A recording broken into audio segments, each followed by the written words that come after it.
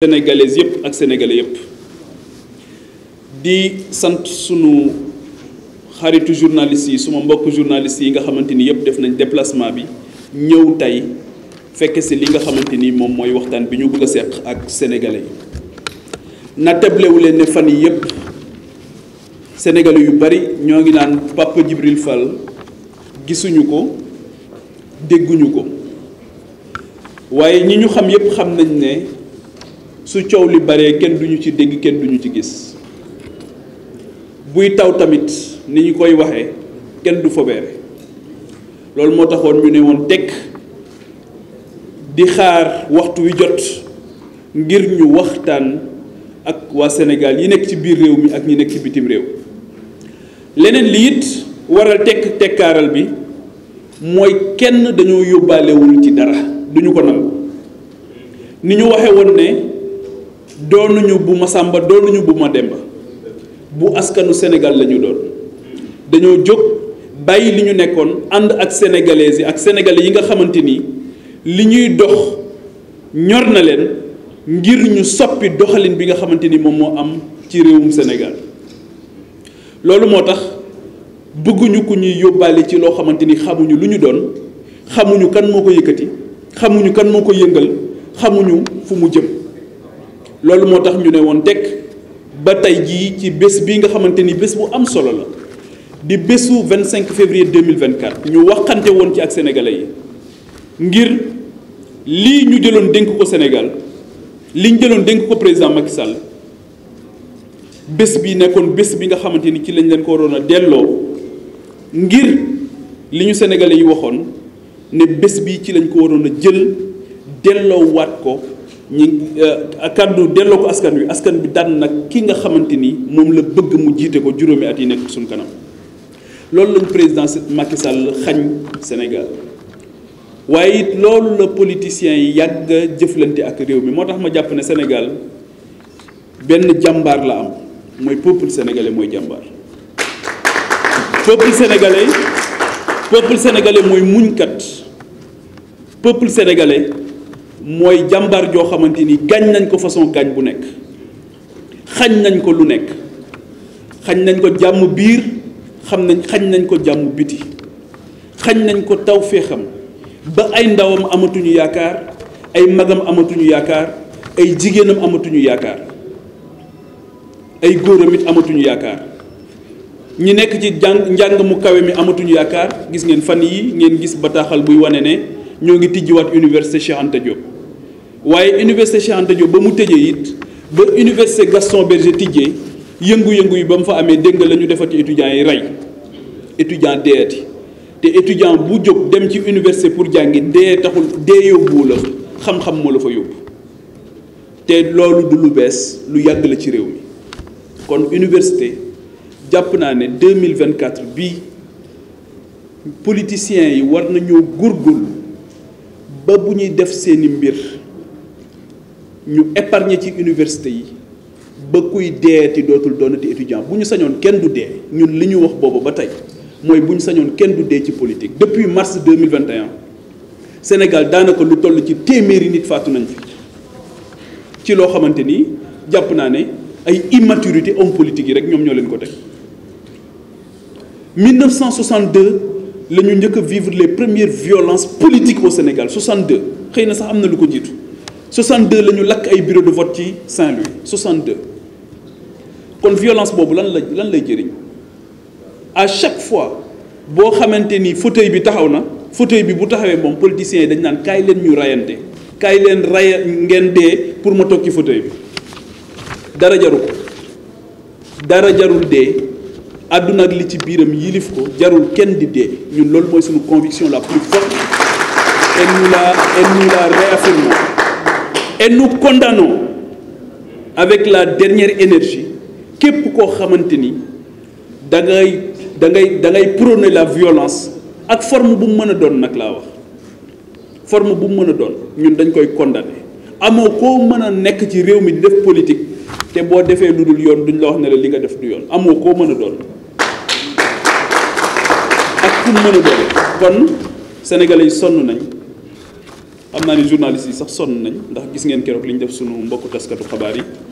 te loolu xëy na bu fekkoon ne débat économique bi jël na le dessus définitivement bu élection jàllee mënuñoo nekk ci campagne électorale jamono bu ci nekk c'est pas possible dafay am jamono politique am jamono liggéey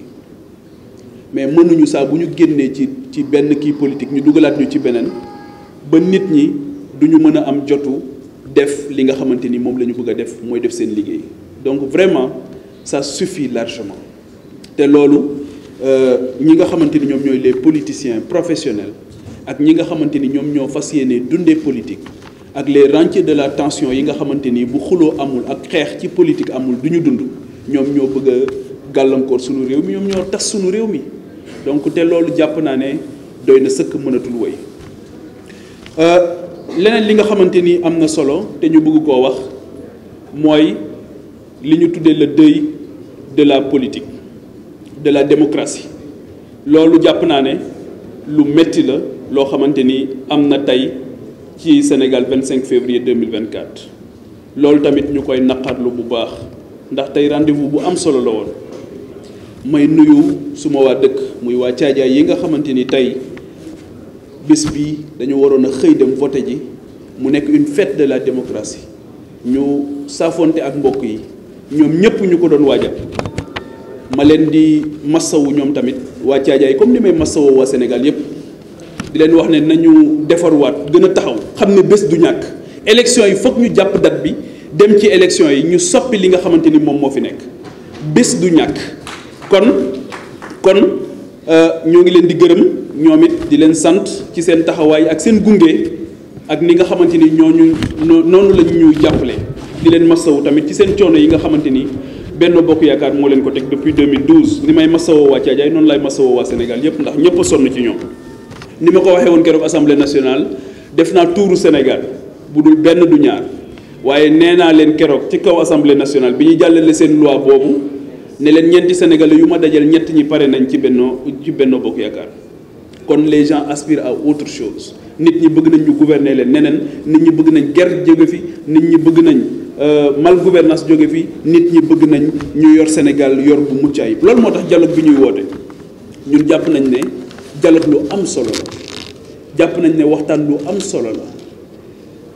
waaye nii ko politiciens yi di defee dafa dem ba tax dina tax bés dina jot waxtaan jot te duñu mën a waxtaan ndax dañoo nekk di fooye baatu dialogue baatu waxtaan lu am solo la wax nañ ko waaye nii ñu koy defee dañ ciy ñoom am ay ambition yoo xamante ni ay ambition crypto personnelle lay doon pour gérer ay carrières politiques des uns et des autres pour revenir ci li tax le président Macky Sall annulé bi élection bi te ñu jàpp ne reporté ko te ñu jàpp ne waru ko woon a def mooy en 2012 dafa am Sénégalais yu jógoon ne dañoo bëgg a nekk président de la République dem ci parrainage bi mataluñu ñu ne leen yéen dem leen toog mënu leen a nekk candidat processus bi continuer ñu fal président de la République en 2012 mu tudd Macky Sall en 2019 lu toll ci ñaar fukki nit ak juróom le C25 la ñu ne yéen mënu leen a am parrainage dem leen toog ñoom ñu def seen voie de recours yëpp mais terewul ñu dem ci élection mais en 2024 ñu ne am na ci ñoo xamante ni recalé nañ leen ñu ne kon léegi on va reprendre tout le processus mais au nom de quoi kenn comprendrewul te loolu jàpp nañ ne du dëgg du yoon te histoire dina retenir képp koo xamante ni yaa jàppale président Macky Sall ci mbir mi ñu jàpp ne njombe gënu ko màgg loolu moo tax ñun ñu jàpp ne su fekkee ne loolu rek lañ fay wuti conseil constitutionnel li mu wax président Macky Sall leer na te loolu na ko jëfee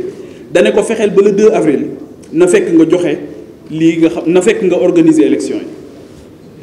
te ñun loolu dans ce sens là def nañu ay propositions yu concrètes de sortie de crise parce que dugg nañ ci crise ba pare ba nga xamante ni soxlawul woon ñuy dajale sénégalais yi dajale candidats yi naan leen nañu dem dialogue beneen bi mooy dañoo jàpp ne président Macky Sall dafa ñàkk a jox cër ñi nga xamante ni kenn ci ñoom moo ko war a remplacer. gis ngeen communiqué bi Sidiki Kaba def nee na les 19 candidats ñëw leen président dajale leen waxtaan ak yéen ci 1 heure de temps su paree waxtaan ak ñi nga xamante ni ñoom lañ tuddee les recalés 19 candidats mu ne leen 1 heure de temps ñëw leen ñu toog waxtaan pour waxtaane lii nga xamante ni jàpp nañ ne moom ci boppam moom moo ko créé ñun loolu moo tax ñu ne duñu ci dem yablewuñ ci décision yañ fay jël tamit très sincèrement jàpp nañ ne jëlul en compte les intérêts des générations futures te loolu mooy le problème du politicien sénégalais mooy buy jël décision dafay xalaat peut-être la prochaine élection mais du bàyyi xel la prochaine génération loolu moo tax ñun bi ñu dugg politique dañu ne bu ñu naree def comme gars yi vaut mieux ñun ñu bàyyi suñu naree def comme ñoom vaut mieux ñun ñu arrêté loolu moo tax bëgguñu def comme ñoom moo tax it bëgguñu fépp foo xamante ni dañ fay poser acte boo xamante ni dafay trahir espoir du peuple sénégalais ñun ñaanuñu yàlla kenn gisuñu fa loolu moom moo waral ñu jël position bi ñu jël daal dina dialogue bi duñu ci dem dañuy wëy nag di dialoguer avec le peuple sénégalais continuer liggéey bi nga xamante ni moom lañ doon def waxoon naa ko keroog daal ne bi ñuy dugg politique dañu avertiroon ñaari nit ak seeni ñoñ ñaar ñi ñu avertiroon mooy ñi nga xamante ni dañuy xuppaate mooy menace rek la ñu am na ñu leen tuddee sax les dictateurs de la pensée unique mooy boo xalaatul ni ma xalaate wala boo bokkul fi ma bokk tey ma rey la te dootoo fi waxati ñooñu moom ba ñu duggee politique lañ am problème dañoo fekk ñu nootoon gars yi yëpp ne foog fii ñuy xool ngeen di xool ñu ne leen loolu du fi amee ñeneen ñi ñooñu tamit ak ñi leen jàppale xam nañ seen bopp ñeneen ñi mooy ñi nga xamante ni dañuy xëppaate mooy ñi nga xam jàpp nañ ne képp ku jóg am taxawaay bu am solo dañ laa war a dig poste ministre ñun bañ ñu diggee poste ministre dañoo bañ bañ ñu bëggee def bañ ñu bëggee jox alalit dañoo bañ nanguwuñu ku ñu ger nanguwuñu ku ñu jox ay poste parce que dugguñu nekkuma candidat à la présidentielle pour être ministre loolu aussi dama bëgg mu leer nekkuma candidat à la présidentielle pour être chef d'agence loolu suñ ko bëggoon démb la loolu am nañ ko yàgg na donc loolu aussi dañ ciy dalal xelu sunu ñi ñuy jàppale ci biir réew mi ak ci bitim réew xam ne ay positionnement ci politique dugaluñu ci politique très sincèrement loolu ñi koy xalaat mooy ñi ñu xamut wala ñi nga xam dañoo parparloo ba yàqu ñun dugguñu ci politique pour positionner wu lijjanti fii nekk benn ministre wala ñëw nekk chef d'agence wala directeur d'agence ak yooyu loolu dugaluñu ci politique dañoo dugg ci politique nekk candidat à la présidentielle pour remplacer le président Macky Sall ndax jàpp nañ ne fi ñu duggee ci politique Sénégal soxla nañu Afrique soxla na suñu xalaat soxla nañu liñ ci indi ci politique ci jom ak ngor soxla na ko liñ ci indi ci fit ak jom soxla na ko liñ ci indi ci xam-xam ak hikma tamit bu mat sëkk soxla na ko boole kook ak xam-xam boole kook teggin boole kook yitte ju mat sëkk loolu moom moo tax ñu dugg ci politique moo tax tous les gens qui ont tenté et ils se reconnaîtront de nous déstabiliser ñoom ñëpp dañoo mujj yéemu ci yàlla ndax xam nañ ne ñun de li ñu foogoon loolu nekkul ñii jéem nañ ko ci xupp ñii jéem nañ ko ci xëpp ñii sos nañu ba sonn ñii wër nañu plateau télé yi lu ne wax nañ ko ñun ñu dëgëral suñu dox rek xam li ñu bëgg xam ni ñu koy wutee di ko wut ci jàmm di ko wut ci teggin di ko wut ci yar te noonu ñuy wutee noonu la ñu fas yéenee yore Sénégal kon encore une fois l'intérêt de cette rencontre c'est d'abord de dire que politiciens yi bu ñu foowee askanu Sénégal rawatina ñiy wax ci kaw di wax ci suuf rawatina ñi nga xamante ni aussi dañuy jël ay position bañ ko assumer la politique responsabilité corollaire am seexandoolam mooy assumation su dee da ngay def politique te ñemewoo assumer bàyyil su dee da ngay def politique te amoo courage politique bàyyil su dee da ngay def politique te yàlla dimbaliwu la nga mën a muñ li nga xamante ni moom mooy alal ju lewut bàyyil su dee da ngay def politique te noppiwoo ci sa bopp ci ay jikko yoo xamante ni di nga lu bari di nga ko rus di nga ko jomb bàyyil et loolu c'est un message à l'endroit de toute la classe politique et loolu c'est ça qui est ressorti des entretiens ak des rencontres yi ñu def ci askan wi dañ ñu wax nañu lañ ñu digoon depuis 64 ans loolu gisuñu ko gis ngeen li xew bërki démb wala démb Kédougou daanaka ci fan yi ñu romb lu toll ci juróom-ñetti nit faatu nañ ci éboulement yi nga xamante ni moo am ci foofu nga xamante ni fa la ñuy wutee li nga xamante ni moom mooy or bi lu toll ci juróom-ñetti nit insécurité fees dell ci réew mi bu ngeen demee fii dégg ngeen ko keroog li xew Seras ma leen di nuyu ay jàmbaar yu fa nekk di liggéey am fulla am jom bëgg lu ñu yóbbu seen kër lu lew ay rendeek lu ne ngeen fay dégg ndax ñàkk sécurité. Seras ak na mu amee solo yëpp ñu ne benn ASP lañ fay teg pour mu assurer la sécurité loolu su fekkee ne da ngaa jàpp ne yaa ngi koy def parce que da nga bëgg nit ñi parce que da nga bëgg a taxaw nit ñi li ngay def ak li am wuute na te njiit li ñuy xaar ci moom mooy mu am yërmande ci askanam. gaa yii may gis ci ñenn ci ni ñu yore nguur gi ak ñenn ci ñi ñuy wute nguur dama cee gis ñàkk yërmande bu mat sëkk laa ci gis. wut nguur rek bëgg fauteuil bi rek tax ñi bëgg a yàq réew mi ñi bëgg a yàq jikko yi ñun jàpp nañ ne loolu duñu ko seetaan mukk rempart la ñuy doon contre loolu. parce que li ñu ëppal solo du fauteuil bi li ñu ëppal solo du élection li ñu ëppal solo du mandat suñu digganteeg Sénégal weesu na mandat weesu na élection suñu digganteeg Sénégal gën naa sori loolu. dafa am ndono loo xamante ni moom lañ fi fekk mag ñi bàyyi ko fi. les pères fondateurs les précurseurs les francs-tireurs ñun loolu la ñu bëgg a sàmm loolu la ñu bëgg a ñoŋal ba nga xamante ni ëllëg bu ñu dajee ak ñoom du ñu rus dinañ nekk léeg bi ngeen fa bàyyi woon kat sàmmal nañ leen ko. waaye mieux encore góorgóorlu nañu ci ba fexe nañu ba bàyyi fa jikko yu tedd yoo xamante ni tey doomu Sénégal dootul ñee kenn ci àdduna bi nga am pétrole am gaz am lépp ba pare say ndaw di jël ay gaal. di dem ci géej gi loolu jàpp nañ ne musiba la. kon encore une fois ak toute la violence bi nga xamante ni wax naa ko léegi tudd naa léegi ci sama discours bi may wax ci français suñ benn militante boo xamante ni Chacha la tudd nekkoon Maroc bi ñuy waaj a dugg ci élection yi mu ñëw Sénégal pour ànd ak ñun ci li nga xamante ni moom mooy campagne bi nekk jigéen bu jàmbaare moom ngeen seen keroog mu sol maillot Sénégal boobu ñu yéegal ko ci benn pick-up ak policiers yi di ko dóor yu métti yooyu kon loolu ñoo ngi koy condamné di ko dénoncé di ko massawu tamit parce que ba muy jógee Maroc di ñëw fii dafa ñëwoon pour campagne pour vivre un grand moment de la démocratie sénégalaise noonu la ñuy massawoo tamit ñëpp ñi nga xamante ni victime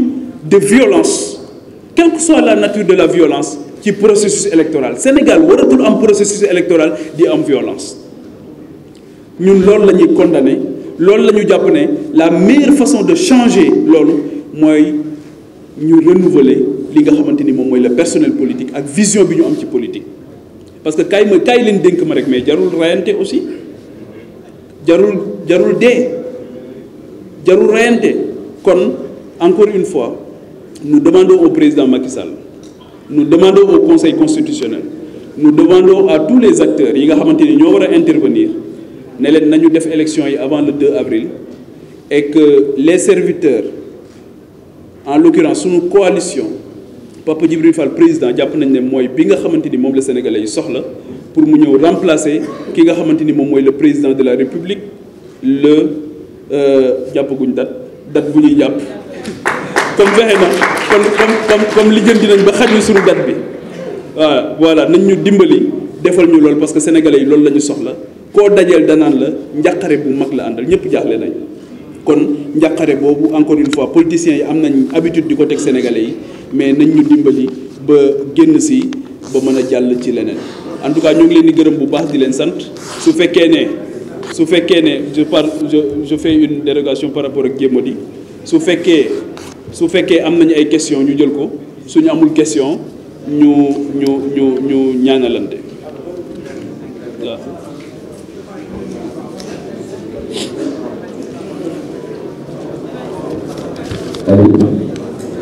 Donc très rapidement, on va procéder aux questions. On va prendre juste 5 questions, 5 s'il vous plaît. Donc 5 questions. Donc s'il vous plaît, on va essayer de résoudre les questions.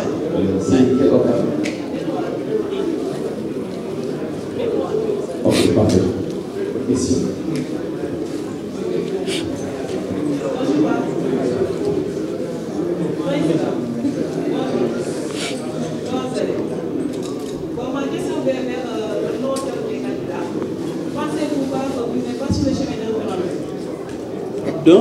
Si le chemin de fer, est-ce que vous refusez le dialogue?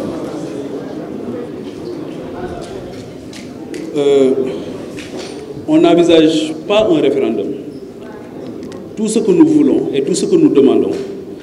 c'est que tous les acteurs concernés, toutes les institutions, y compris l'exécutif et le juge électoral, le Conseil constitutionnel, d'appliquer, on demande à l'exécutif d'appliquer les recommandations du Conseil constitutionnel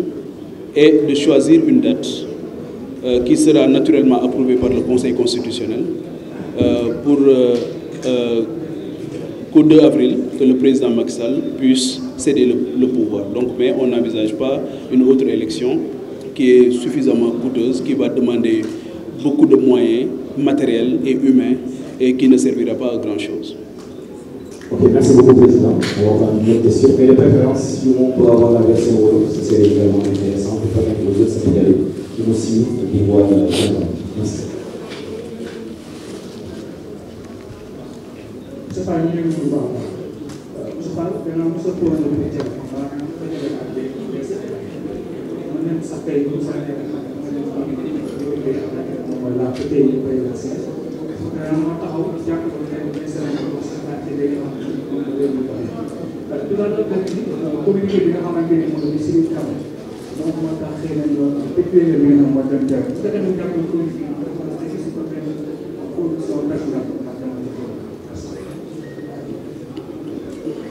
ndax conviction personnelle moo tax demuñu bien sûr entre autres ci la bokk loolu ci la bokk dañoo gis ne bu conseil constitutionnel validé ay candidats da nga leen a yow bu dee yaay président de la république da nga leen a war a nawloo xam ne kenn ci ñoom mën na laa wutu ëllëg jar na sax bu ñu fa eggee doo leen convoqué mel ni kuy convoqué say doom mais da ngay dem sax rencontrer leen mooy li njëkkoon a tuddee consulter leen jël seen avis ñoom ñu def seen i proposition écrite jox la ko mais moo gën nga jël dajale leen ne leen dama leen di woo ci 1 heure de temps pour ngeen ñëw ma wax ak yéen sama xalaat tout en sachant que jàpp naa ne il a déjà les résultats de son dialogue. Voilà. On demande la parole d'abord, s'il vous plaît. On demande la parole d'abord. C'est quel organe? Allez-y. Bonjour, Pape Djibril. Ma première question, c'était de savoir si vous êtes membre du FC25. Parce qu'on ne voit pas souvent dans les activités. Aujourd'hui, vous avez une activité à Hariala. Est-ce que vous êtes membre du FC25? L'autre question est que les candidats spoliés semblent faire de loi, obligeant parfois le chef de l'État même à revoir certaines de ses décisions. Est-ce que vous ne craignez pas accès en tout cas à leur demande en décidant de reprendre pour le processus électoral si jamais ces candidats refusent de prendre part au dialogue? La dernière, on ne vous a pas entendu sur l'amnistie parler depuis un certain temps par le chef de l'État. Si vous pouvez répondre dans votre réponse. Voilà, rapidement, donc je suis membre du FC25, je suis membre de toutes les entités qui polarisent les opposants. Je suis membre du F24, membre fondateur du F24, je suis membre du FC25, naturellement, je fais partie des 16 candidats qui sont au niveau de cette coalition. Je participe à toutes les activités d'une façon ou d'une autre, mais j'appartiens aussi à une coalition, la coalition Pape Djibril Fall président, qui a aussi sa ligne de conduite, qui a sa vision du Sénégal et qui ne manque jamais l'occasion de partager sa préoccupation du moment avec les Sénégalais dans la forme la plus transparente, la plus limpide, la plus claire. C'est ça qui justifie aujourd'hui notre présence ici. Mais de toute façon, nous appartenons à cette coalition et à chaque fois que de besoin, nous sommes représentés. Par rapport à l'amnistie, je suis aussi député de la République. Donc j'attends le texte qui sera à l'Assemblée nationale pour pouvoir aviser. Et le moment venu, nous aviserons, nous dirons aux Sénégalais ce que nous pensons du texte qui nous a été soumis. Mais sur la forme, nous ne sommes pas contre le pardon. Heureusement d'ailleurs que le pardon existe. Donc les sociétés humaines ont eu cette idée lumineuse de créer le pardon. Il faut y aller, mais je le dis, je le réaffirme, il faut la vérité d'abord avant la réconciliation. La vérité d'abord, surtout à l'endroit des crimes financiers. Donc di wax ne li nga laaj am na solo FC25 la ñu bokk di ànd ak ñoom ci lépp li nga xamante ni ñoo ngi koy def di naqarlu tey li nga xamante ni moom moo xew fële ci terrain xaar yàlla parce que ñi nga xamante ni ñooy sunuy militants yi fa daje woon ak yenn leaders yi nga xamante ni tey jii teewoon nañ fa ngir jël carton bu xonq cur wala bu ñuul kukk daal di koy dóor ki nga xamante ni moom mooy Macky Sall mooy carton rouge au président de la République qui a reporté cette élection. Ils ont déjà dañu tëj foofu barricade ko ba kenn mënu fa jàll donc jàpp nañ ne suñu démocratie weesu na lool. donc tey waroon nañu bàyyi nit ñi ñu exprimer de la façon la plus pacifique possible li nga xamante ni moom mooy seen naqar ci bés bi nga xamante ni tey dañ ko dindi te concerté woo yow nga dindi concerté woo bëgg a delloo di si nañ ñëw concerté bu concerté woon kay ba muy dindi bu dee kaay leen ñu dialogué bu doon da ngaa dialogué bi ngay dindi sooy indiwaat dialogue bi dina mën a am sens mais yow bi ngay dindi tàgguwoo kenn tey nga bëgg a indiwaat ne da ngay kii donc loolu mooy sunu position par rapport à cette question. beneen bi mooy par rapport ak amnistie bi société humaine rek ñoom ñoo créé le pardon muy baale lu am solo la waaye ñun dañoo jàpp ne baale boobu dafa war a tegu ci dëgg la vérité d'abord xam li xew dina tax li woon li waaye bu fekkee ne dañoo jël lépp rek suul ko daan ne nañu mel ni ko président waxee mel ni dara mësta xew kon su boobaa li ñu daloon ci amnistie yi romboon mooy ñëwaat ndax amnistie woon nañ baale ay crimes de sang baale ay crimes financiers te terewul ba tey jii may wax ak yow 1000 milliards Covid 19 bi kenn xamut lan moo ci xew ak yeneen yi nga xamante ni jàpp nañ ne la corruption et la malgouvernance bokk na ci li tëye suñu réew mi donc ñun jàpp nañ ne vérité d'abord réconciliation ensuite donc loolu mooy suñu position par rapport à ça. donc par rapport ak Soxna Maya ak question bi sur le référendum xalaatuñu ko référendum pour lan xalaatuñ ko ñun li ñu bëgg mooy ñu jàpp date. appliquer les recommandations du Conseil constitutionnel et aller vers une élection boo xamante ni dafay libre démocratique et transparente am na ñuy wax sax élection inclusive lu ñu kenn xamul fu terme boobu jógee une élection elle est libre elle est démocratique elle est transparente inclusion mooy am nañ 263 candidats non kon ngay tijji nañ ko élection du ñëpp du ku bëgg a bokk ku mën a bokk mooy bokk te bii 19 candidats ñoo mënoon a bokk nañ leen bàyyi ñu dem élection. Et de monsieur là pour la dernière. C'est votre collègue, c'est votre collègue, s'il vous plaît, c'est votre collègue journaliste, mais c'est également monsieur le président Pape Bouba. Merci.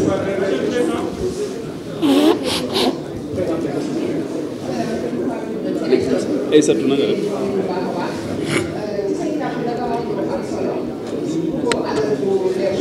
s'il vous plaît.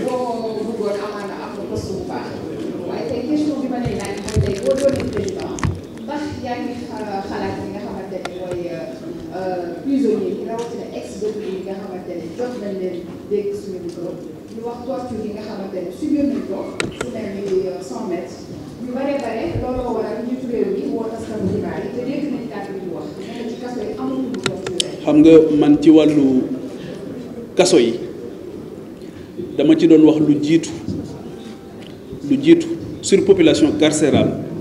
ñi ko njëkk a naqarlu Sénégal doon ko gën a naqarlu ci laa bokk yemuma ci nag dama bokk ci ñi am chance su dem ci prison yi xam li fa ne dugg ci prison yi xam li fa nekk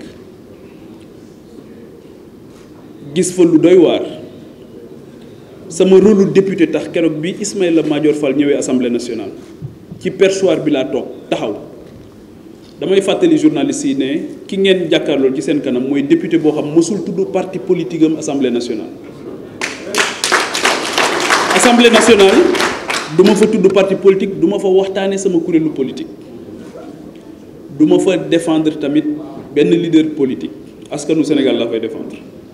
loolu moo tax ma naqarlu li xew ci assemblée ci prison yi devant le ministre Ismaïla Madior Fall kon loolu du tey lañ koy wax en tant que président de la République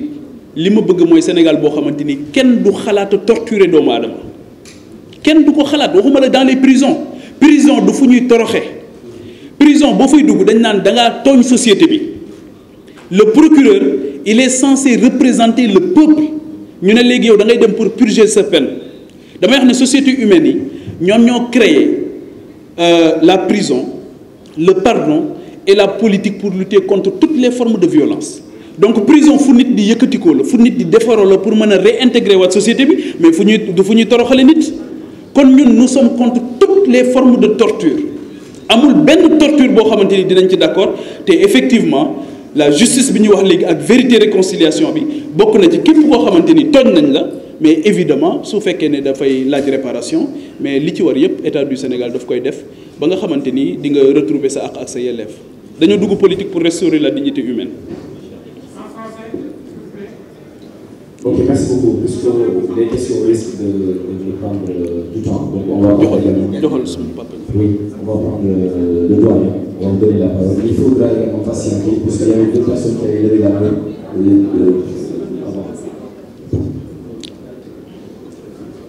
Merci, Président Patrick. Vous comprenez bien le sens du droit de l'Est. Je vous remercie pour ça. C'est Mohamed Benoufal, rédacteur en chef des organes Info 24 et l'opinion. Monsieur le Président, Patrick Fall, vous avez été, je ne vais pas dire trop dur, mais vous avez utilisé des mots très forts aujourd'hui. Dialogue fallacieux, deuil national, plongeons dans l'inconnu, forfaiture, c'est des mots très forts, vous êtes un confrère journaliste, ça veut ce que je vous dis, mais cela traduit votre amertume certainement par rapport à la situation que nous vivons. Nous vous comprenons. Je voudrais vous poser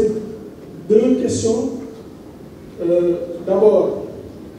il y a deux candidats. Je ne parlerai pas du candidat du pouvoir, Amadou Ba, mais je parlerai de Boun Abdallah Dionne et de Idrissa Seck, qui ne sont pas dans le groupe des 16. Est-ce que le FC 25 a fait des pas pour aller les voir? Vous êtes un leader dans ce groupe.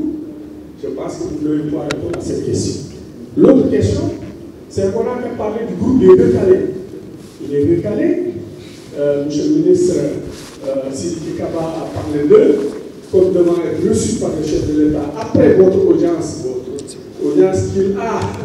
annoncée et sur laquelle vous êtes revenu pour la rejeter, pour vous comprendre. Est-ce que vous êtes allé aussi voir les recalés? Est-ce qu'il y a des recalés qui vous soutiennent?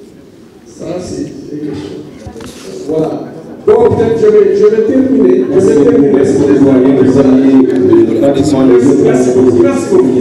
Merci beaucoup, monsieur le doyen. Donc, je vais répondre rapidement. Par rapport à la première question, je pense que je n'ai même pas su trouver les mots pour qualifier ce que nous avons vécu. Parce que ces mots que nous avons utilisés ne pèsent absolument rien devant la perte en vies humaines que nous avons constatée. 4 morts, c'est ce que j'appelle les morts du report. Donc ces mots ne pèsent pas grand-chose face à ça. Donc je pense que nous n'avons même pas su trouver les mots pour qualifier ce qui s'est réellement passé. L'autre question par rapport au FC 25, c'est la libre adhésion. Donc aujourd'hui, libre à chacun des candidats d'appartenir à un groupe ou de ne pas appartenir à un groupe. Nous avons choisi librement d'appartenir au FC 25, de participer à leur rencontre et d'être associés à toutes les décisions qui ont été prises dans ce cadre-là. Autre chose par rapport au recalé, effectivement, nous avons démarché, nous avons rencontré, nous restons aujourd'hui, hier plus qu'aujourd'hui, très ouverts pour continuer justement à massifier notre coalition. Nous enregistrons des adhésions tous les jours, nous enregistrons des identités remarquables qui quittent des partis politiques traditionnels, qui nous rejoignent pour nous accompagner, qui croient en cet idéal qui est défendu. Et bientôt, Inch'Allah, on aura l'occasion de présenter au peuple sénégalais la coalition Papa Djibril Fall président. Merci beaucoup, Monsieur le Président. Nous allons prendre la dernière question. Bonsoir, Monsieur Djibril Fall. C'est Hassan Diop, votre confrère journaliste. Hassan. Rédacteur en chef de Soumeinfo.net et Dakar Media. Voilà. J'ai une seule préoccupation. Vous avez tantôt parlé dans votre fil conducteur logique de vérité avant la réconciliation. Partant de cette considération, ne pensez-vous pas tomber dans le piège de leader de l'opinion et des Sénégalais lambda qui pensent que si vous refusez d'aller répondre au dialogue, vous avez donné sans doute vos raisons. Vous risquez que les décisions soient prises à votre insu et vous n'aurez aucun impact sur l'avenir de votre pays. Est-ce plus intéressant d'aller répondre et de donner votre point de vue pour contraindre, pour faire votre droit de veto sur ce qui doit se décider là-bas? Je vous remercie. Je vais rapidement répondre à cette question. Moi, je pense que le président Macky Sall a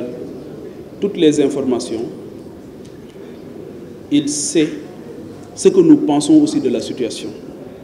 Nous l'avons dit, nous sommes en train de le dire. Donc, et je pense que le problème, ou bien la solution, ce n'est pas d'aller à la table de négociation ou de dialoguer. Nous, ce que nous lui demandons aujourd'hui, c'est d'appliquer les recommandations du Conseil constitutionnel. Quelle que soit la formule, quelles que soient les décisions, quelles que soient les recommandations qui sortiront de ce dialogue entre guillemets, nous, on reste focus sur notre objectif d'être le prochain président de la République du Sénégal, et notre détermination est telle qu'on ne voit pas aujourd'hui aucun obstacle qui pourrait nous empêcher d'y arriver. Ok, merci beaucoup, Monsieur le Président. Donc, ici s'achève donc ce point de presse. Nous vous remercions donc de votre attention. Merci beaucoup, chers confrères. Je prends l'Union européenne.